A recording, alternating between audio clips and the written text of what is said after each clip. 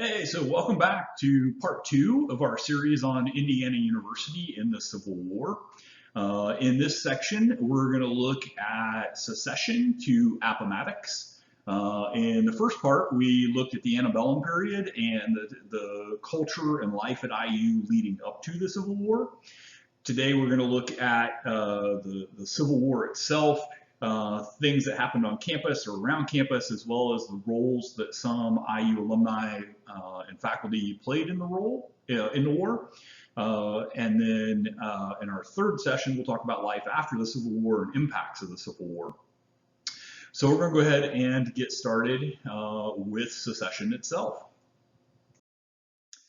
So to understand a little bit about the period of secession, we're going to look at John D. Alexander. So he was in the class of 1861, so he was in school when secession occurred, and he had grown up in the Bloomington area, the Alexander family, of course, being one of the historical families of both Monroe County, Bloomington, and Indiana University. And so he has a long history with it. He'd go on to be the oldest living graduate at one point and did a lot of writing and reflection with the university, thinking about things that happened here. And so his account of the secession is, he says, when South Carolina passed her so-called Ordinance of Secession from the Union, one fine morning, a red flag with one white star was flying from the highest point on the university building. This would have been on Seminary Square on the old campus. The whole town was thrown into a frenzy of excitement. Students and people of the town soon filled the campus. The flag was torn down and dragged through the street to Dr. Nutt's residence. Dr. Nutt was president of the university at that point. Then to the courthouse square, where speeches were made denouncing the ones who placed the flag there, and particularly South Carolina, and the flag was burned. He also notes that there was an exodus of students from the South at that point. So students left the university clearly seeing that they were not going to be supported by the local community or the university, no matter how many Copperheads, Butternuts, Southern sympathizers there might be in the area. They clearly were not the ones in authority and power at that point. And that's backed up a little bit by the university records as well as to what happened at that point. Now, when you think about the Civil War, very often we think about the North and the South, but then there were also the border states. And border state loyalty varied quite a bit from time period to time period and kind of where they were in the war. And very early on in the war, there was a very widespread concern that Kentucky was going to join the Confederacy. And that seemed reasonable, and particularly for people in Indiana. And people in Indiana like to have a rivalry with Kentucky even back then, and that was really seen as a concern that Kentucky was going to be a hotbed for invasion of Indiana or Ohio or those areas. And so to kind of continue this line, John Alexander writes that after Fort Sumter was fired upon, a dispatch came that a regiment of the Johnny Boys, that's his quoted nickname for the Confederates, had crossed the Ohio River and invaded the sacred soil of Indiana and had pitched their tents and were devastating Martin County. And a company of soldiers must be sent at once, and there was great excitement. A company of students and others was hastily formed, and all the old flint muskets and squirrel rifles and horse pistols that could be found were gathered together to arm the soldiers. And that afternoon, these soldiers, with their arms and overcoats and shoeboxes filled with pie and cookies, went bravely forth to do or die. They got as far as Mitchell and found someone had sounded a false alarm.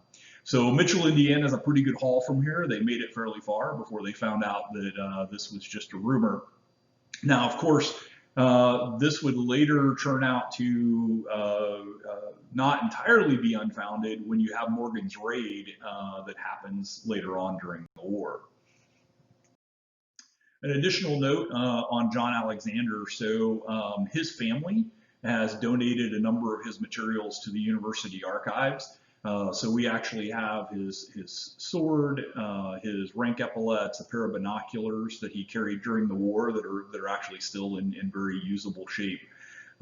He went on to be a lawyer after the war, as well as a veterans advocate.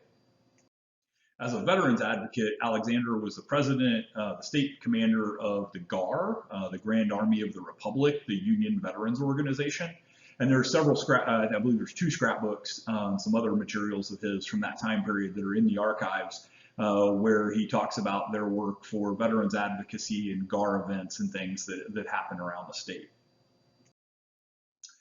So another contemporary of that period was John Lemon. John Lemon had actually grown up in Monroe County and then moved to Bloomington a few years before the war with his family, with his father, who was, I believe, a sheriff, was technically, he was involved in law enforcement.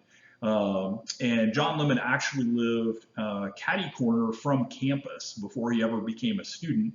He lived across from Wendy's today, catty across the railroad tracks on that opposite corner from Wendy's on the old Seminary Square campus.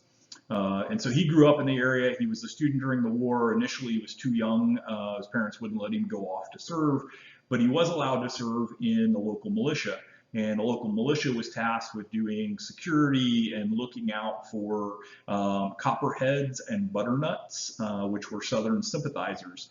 And in fact, the Lilly Library has the collection of butternut badges. That's what's on the right side of the screen over here. Those are butternut badges showing that somebody is a Southern sympathizer. Those were butternut badges that his father collected in his role. And so John Lemon writes that a great barbecue was to take place over in Greene County, or Secession. Great Democrats, copperheads, butternuts were to speak. On this barbecue day, a company of cavalry rode down the main street, turning west past the northwest corner of the college campus. They were in blue and yellow trimming, great blue overcoats, and with long sabers. They trotted between our house and that of Sheriff Mitchell on the road to Greene County. They came gangling back the next evening, carrying the spoil, about 30 carbines of all uniform make. Some loyal person or some alarmed copperhead had disclosed the nest of guns, and the barbecue had been a failure. And so you see these concerns about copperhead and butternut meetings and Southern sympathizer meetings all throughout, and especially in Indianapolis, there is a great concern about these sort of things happening, and the newspapers really become problematic with kind of running wild with these stories. So here's a story. This is from the Newcastle Courier in April of 1863. It says, while a butternut meeting was being held in Bloomington, Indiana one day last week, a train of rebel prisoners was detained there a few moments. The Copperbottoms immediately swarmed around and advised the prisoners to take advantage of the crowd and desert until the officer in command was compelled to drive them from the train at the point of a bayonet. Well, this story also ran in the Indianapolis papers. The story ran a number of places during this time period.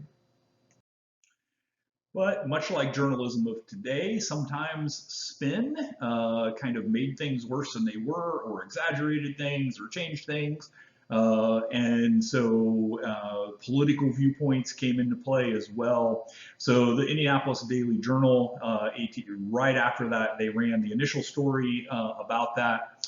Received a letter that says the radical organ at Indianapolis a few days ago made a great blow about some Democrats at Bloomington attempting to rescue some rebel prisoners who were passing through on the railroad. The Republican paper at Bloomington, however, nails that lie to the counter, declaring that nothing of the kind took place. We don't suppose the Indianapolis Journal will ever find it out, or if it did, it wouldn't have the manliness to correct the false report. So then the paper replies back, the editor has read neither the Journal nor the Republicans carefully. We published the cards of Misters Buskirk and Dunning disclaiming any knowledge of such an affair. The Republican endorsed their negative evidence. In last week's issue, however, the Republican says it has since learned that 1 or 2 copperheads did approach the rebels and promise them protection if they escaped from the train. This substantiates our first report and indicates that the affair will not bear investigation. In other words, well, because we heard one or two people may have, said something, therefore we can have this story about a swarm of people and being pushed off with bayonets must be true, or we can't discount it. So the journalism of the period is a little lacking, and this is kind of a fun read in newspapers of the period, is to reading the biases as to how they're seeing things reported and what may or may not have actually happened is really tough to track down. Just a couple months later, in July of 1863, you see this article that says, our readers will remember that some days ago we had information through special telegrams from Indianapolis that there were 1,000 men assembled in Monroe County to resist the enrollment. Upon seeing this, we at once requested a friend at Bloomington to send us full particulars of the extraordinary demonstrations of Monroe Copperheads. He sent us the facts, which were published, showing that all the foundation for this story was that 3 men had got possession of an enrolling officer's papers and refused to deliver them up, and that these and about a dozen other noisy men had been arrested. So you can see where these stories are getting exaggerated and things are getting carried away with this fear of resistance and Southern sympathizers throughout Southern Indiana. Now that wasn't just limited to the newspapers trying to sell copies. You also find that politicians of the time period are leveraging for political points with folks. And so here's a story from 1863 that a majority of the present faculty and board at Indiana University are Union men. Therefore, a bill has been put forward legislating the present trustees out, that new ones may be elected of Democratic politics, who will turn out the present faculty and elect another. No charge whatever is made against the faculty or the present board, and no pretext is offered but the necessities of the party. So in other words, we want to turn over the faculty and staff at the university to people that are not abolitionists, to people that are not seen as being progressive and unionist, and a desire for more Southerners or Southern sympathizers on the board.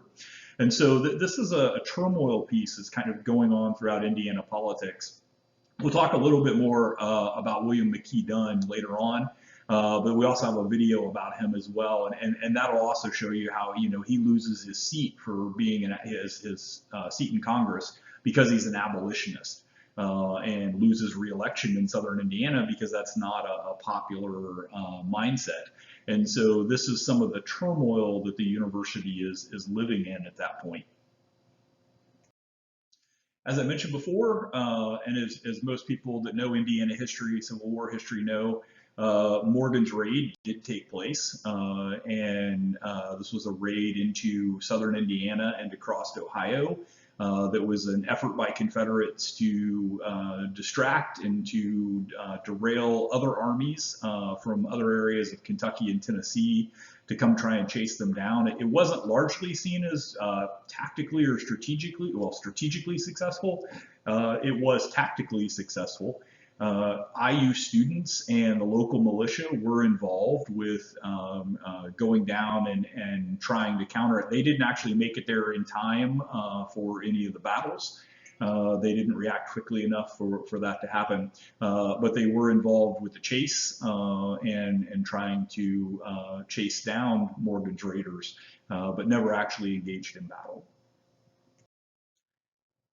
So let's talk a little bit about some of the people that were involved in the war and what they were doing. So John Watson Foster, who was class of 1855, he was a lawyer before the war. He was initially commissioned a major with the 25th Indiana, later became commander of the 65th Indiana and the 136th Indiana.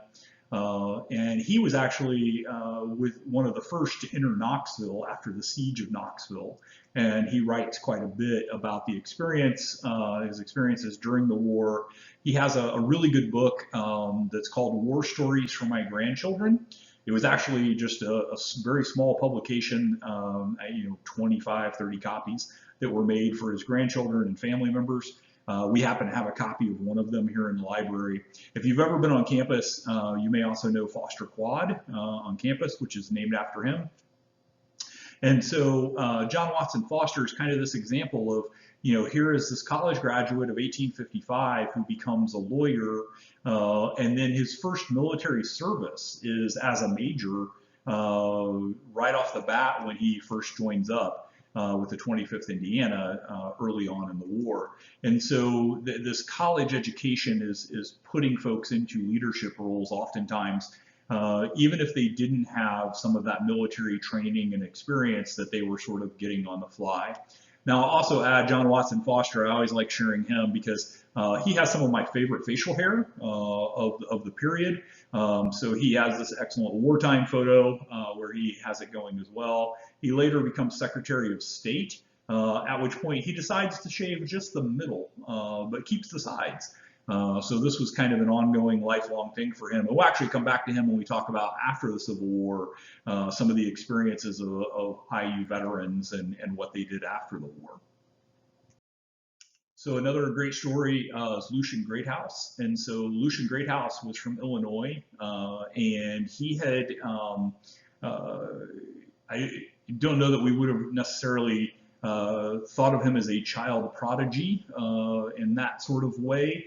But he definitely excelled academically, and he actually came to IU at 15 years old, but had studied and done so much work that he was actually able to graduate at 16. So in 1858, at 16 years old, he graduated from Indiana University and then immediately went to study law and started practicing law. And so when the war broke out, he joined the 48th Illinois.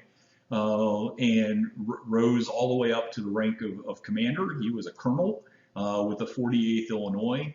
And the thing he was really known from was leading from the front. Like, his men very much respected the fact that if there was a charge to be led, he would lead the charge.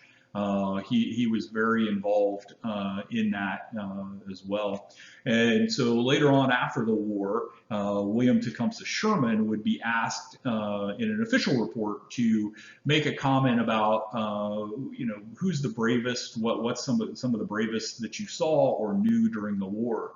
And Sherman writes, "Where all have been so brave, it seems invidious to mention one name, but we must speak of Colonel Lucian Greathouse. He is the bravest of the brave."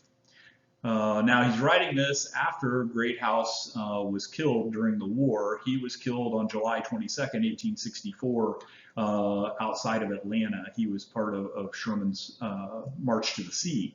And when he died, July 22nd, 1864, he was 22 years old, 1 month and 15 days. So 22 years old, he's a colonel leading a regiment in the Civil War.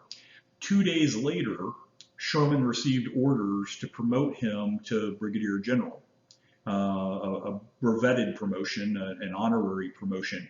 And this wasn't because he was killed, this had come through the line. So if he had survived 2 more days at 22 years old, he would have been the youngest brigadier general in American military history. And he was an IU alum. Now, some of our alumni served in the military before the war as well. So Richard Taylor Allison was class of 1841. He was actually the nephew of President Zachary Taylor, U.S. President Zachary Taylor. And he had been part of Jacob Ammen's military science program in the 1840s early on. And so Richard Taylor Allison, after he graduated, joined the Navy and served in the U.S. Navy. He was part of the expedition to Japan that opened trading with Japan, and has had quite a career in the Navy. But in 1861, he resigned from the U.S. Navy in order to join the Confederacy. He was originally from Virginia and felt that he needed to do that. And so he was appointed as a major in the Confederate Marine Corps and served as paymaster of the Confederate Marine Corps throughout all of the war. So did a lot of work with blockade runners and some of those efforts. as well. Yeah.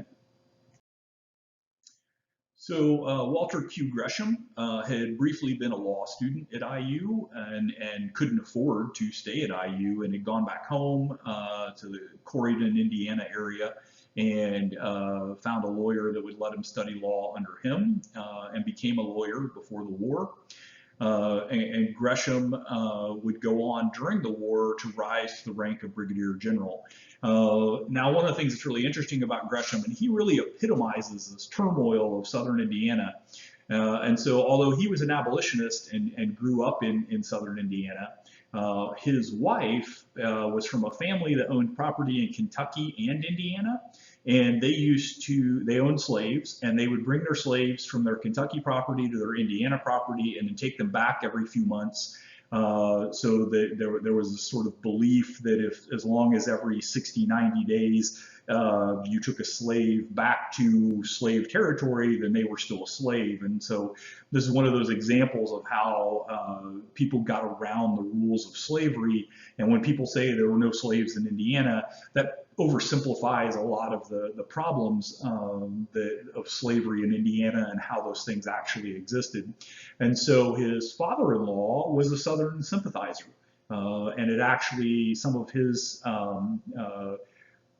friends had helped organize Morgan's raid, and it helped sort of provide intelligence for Morgan's raid.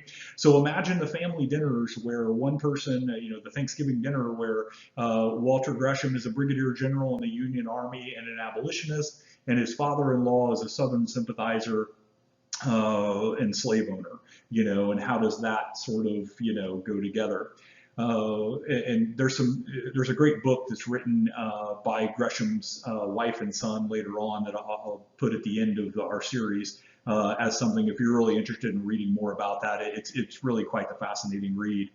So anyway, Gresham was at the Battle of Vicksburg, and when Vicksburg surrendered, he wrote home and said, "I went over to their works immediately in our front and found several old college mates. One of them, O'Reilly, captain of a battery, almost shed tears.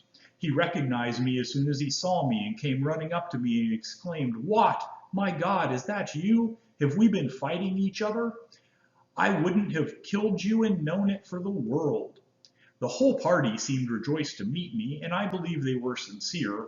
O'Reilly had a magnificent battery, and although I hate treason and will never compromise with it as long as I live, I could not help feeling bad for him, for with me the ties of friendship have always been strong." So I did manage to track down a IU alum, former student actually, not an alum, named John B. O'Reilly. He served with the 1st Mississippi Light Artillery. He was from Yazoo City, Mississippi. So I have a feeling this is probably the O'Reilly that he's referencing there. At the Battle of Vicksburg, also one of the key players in that battle was another IU alum, which was Major Alexander Yates, who had been in that IU class of 1850 with so many of the Wise family members. And he was with the 36th Mississippi. And there's actually a plaque to him on the battlefield at Vicksburg as well, and that's the picture that you see here. Later on, Gresham's family actually donated his sword to the university. It was a ceremonial sword that his students, or that his men had given him. And it used to be a big part of the university's ceremonies on Founders Day to bring out the sword and talk about the unblemished sword and the fight for justice and the importance of work like abolitionists like Walter Gresham, who was also a peace advocate, later Secretary of State. We'll talk about that in a minute. But just really did a lot. And there's actually a separate video that I have on Walter Gresham as well that you can check out if you want to learn more about him. But we de-accessioned a number of things in the 1980s, which included that sword. So myself and one of the university archivists, archive staff have actually been able to track it down to who the current owner is.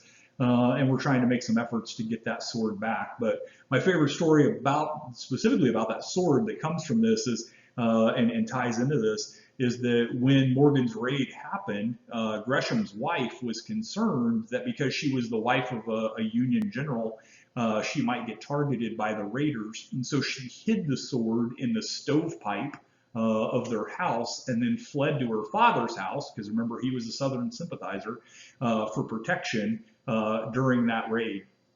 And so just kind of ties it all together to show the complexity of what was going on and what was happening during that time.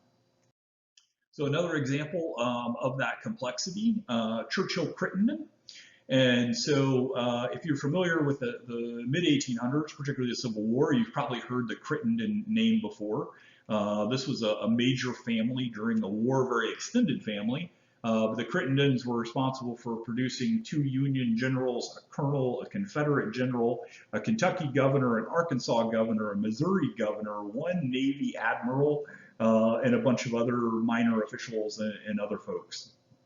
And so Crittenden was a younger child during his time period. He had actually been, I think he was born in Texas and moved to California, or was raised in California.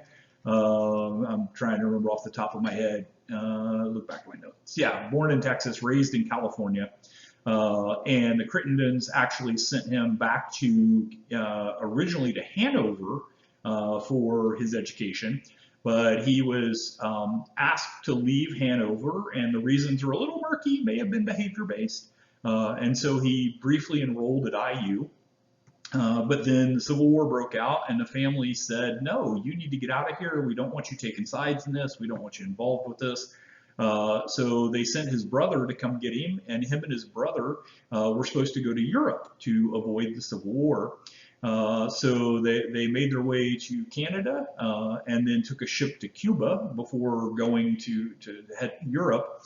And while in Cuba, Churchill jumped ship and made his way back to the United States and joined the Confederacy. So in 1864, he volunteered to slip into Union territory and get food for his unit that was starving at that point. He was on a foraging mission, as it was called, in the Shenandoah Valley in Virginia. And he was in full uniform. Now, what happened in this capture or in this ensuing kerfluffle that came about is a little unclear, and depends on whose account of the incident you read. So I'm just going to blend the two together. So during this foraging mission, he was captured. He may or may not have been engaged in a, quote, valiant gun battle with a numerically superior force of Union troops, and may or may not have wounded their lieutenant in the process. And so that may or may not have happened. Either way, he was captured in full uniform on a foraging mission. For one reason or another, he was brought before a colonel. It wasn't initially specified who in the records. And ordered him and his partner executed as spies. Now, by the laws of war, if somebody's in uniform, they're not a spy. And so this kind of goes against that. He may have been given an opportunity to, run or avoid execution and chose to die instead. That's a little hazier, what was going on. But he wound up being executed by firing squad for being a spy.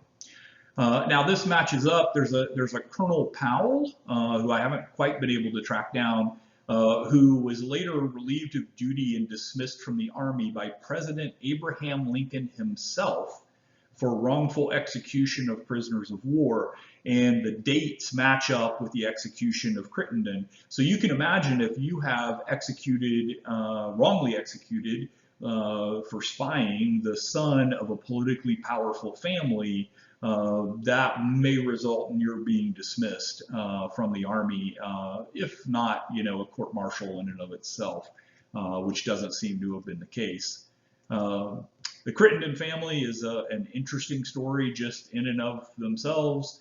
Churchill Crittenden's father was later killed by his mistress and right in front of his family while on a ferry in the middle of a harbor. They're kind of a drama, and probably someday will be an HBO miniseries of some sort.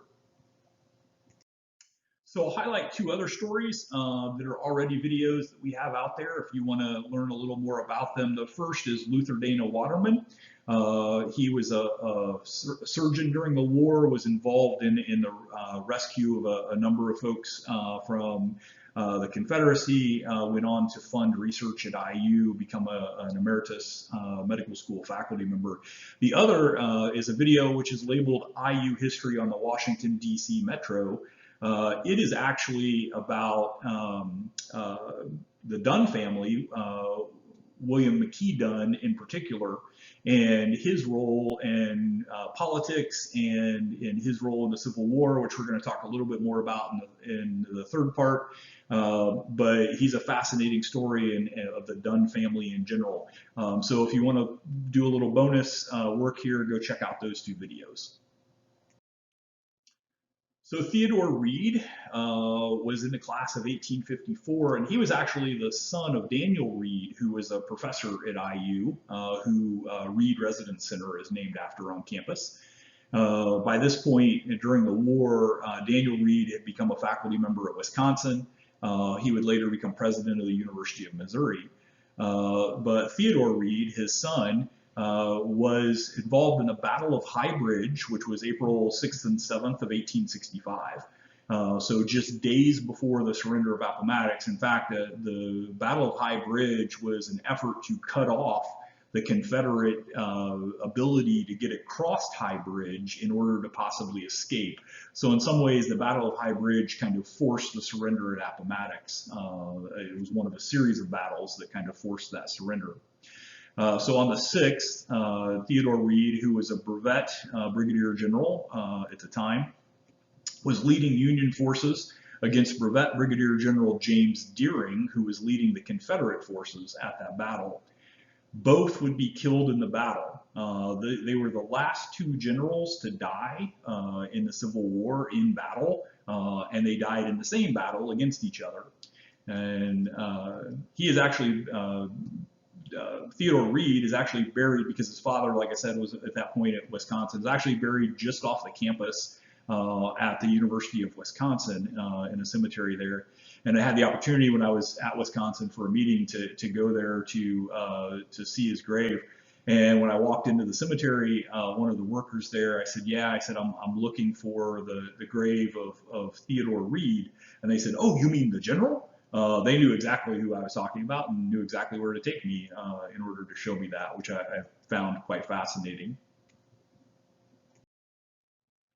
So I think it's worth it to point out also, and this is an important piece, part of the reason I think it's important to share that there is this Confederate history at IU or this history of Southern Indiana is because I think it gets glossed over in a lot of the history books.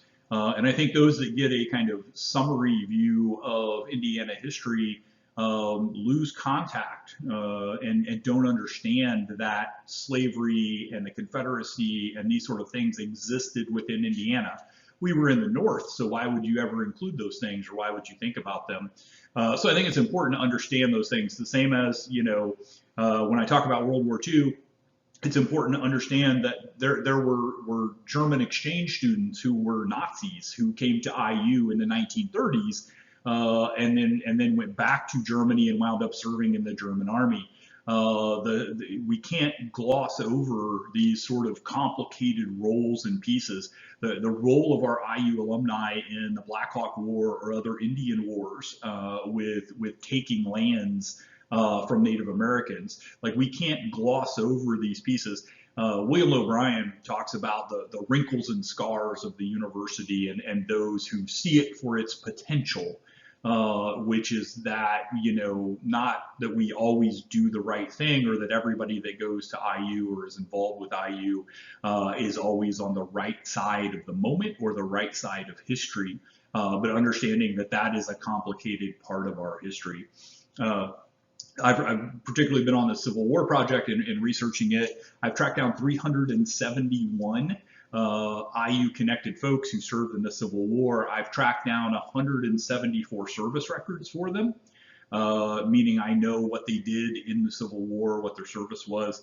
Of those, 15 have been in the Confederacy. So that's 15 of 159 that I know of. That's a much smaller proportion than our number of students who came from the South or border states during the war. And I have at least one case of someone from Indiana, southern Indiana, who served in the Confederacy, while his twin brother served in the Union Army, both of which are IU alums.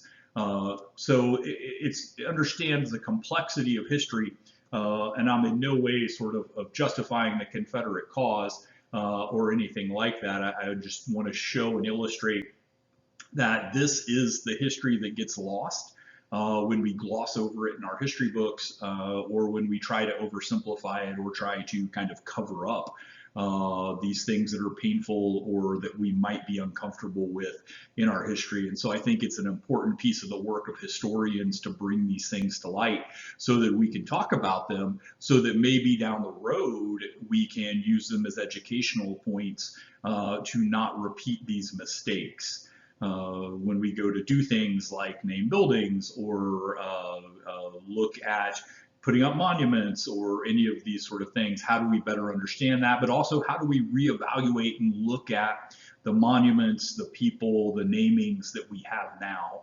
And so I'm really proud of the fact that the university is taking on this task of looking at those names and doing some of this work. And I look forward to seeing whatever comes out of it, because it's going to take a lot of digging into university history to really find some of these things. So already we've seen that IU alumni and IU folks were involved in lots of aspects of the Civil War, literally from John Brown's raid all the way up to the last battle before Appomattox, and everywhere in between.